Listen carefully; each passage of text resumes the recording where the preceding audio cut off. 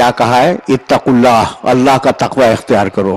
سارے فروع دین تقوی میں آ گئے، اس میں نماز بھی آ گئی. سارے اعمال صالحہ آ گئے، اس میں نماز بھی آ گئی.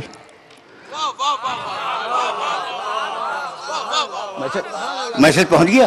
تو اب اتنا تو بھائی سمجھ میں آ گیا کہ سارے اصول دین ایمان میں آ گئے، سارے فروع دین تقوی میں آ گئے. اور جب آ گئے تو ان سے کہہ رہا ہے، سارے متقیوں سے اور سارے مومنوں سے، کہ وسیلہ تلاش کرو. اس لیے کہ وسیلہ نہ ایمان ہے نہ عمل صالح ہے. اب کیا ہے بھائی؟ دیکھو نا، آیت کھولے جب بات واضح ہو تو اب یہ ہے کیا؟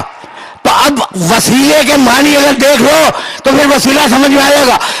الوسیلۃ ما یتقرب بہ الی اللہ.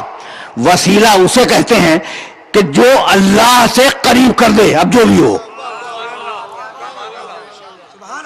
توجہ رکھنا.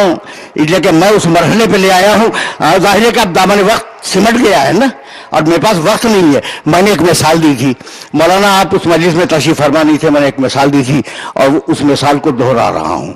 بھائی بہت توجہ رہے. تو وسیلہ ما یتقرب بہ الی اللہ، وسیلہ اسے کہتے ہیں جو اللہ تک پہنچا دے. کچھ بھی ہو، جو بھی اللہ تک پہنچا دے وہ وسیلہ ہے. تو اب دین تمہارے پاس کس کے ذریعے آیا؟ محمد رسول اللہ کے ذریعے. قرآن کون لایا؟ محمد رسول اللہ. شریعت کس نے دی؟ اللہ کی، محمد رسول اللہ نے. تو سیڑھی لگی ہوئی ہے نا.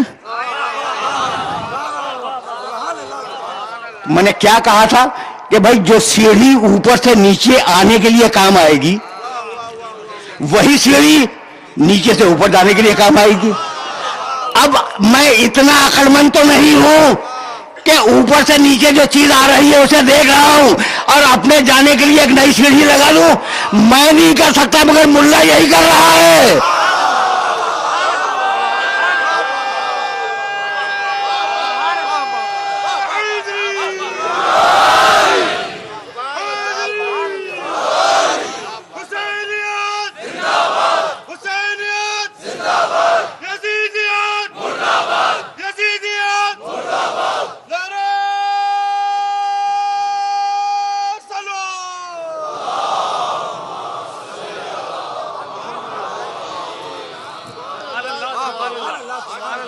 ملا نے اپنا وسیلہ لگا دیا، اپنی سیڑھی لگا دی. تو اب میں بتاؤں، حشر موسیٰ علیہ السلام کا واقعہ میرے ہر سننے والے کے ذہن میں ہوگا کہ درخت نے کہا موسیٰ میں خدا بول رہا ہوں، مان لیا.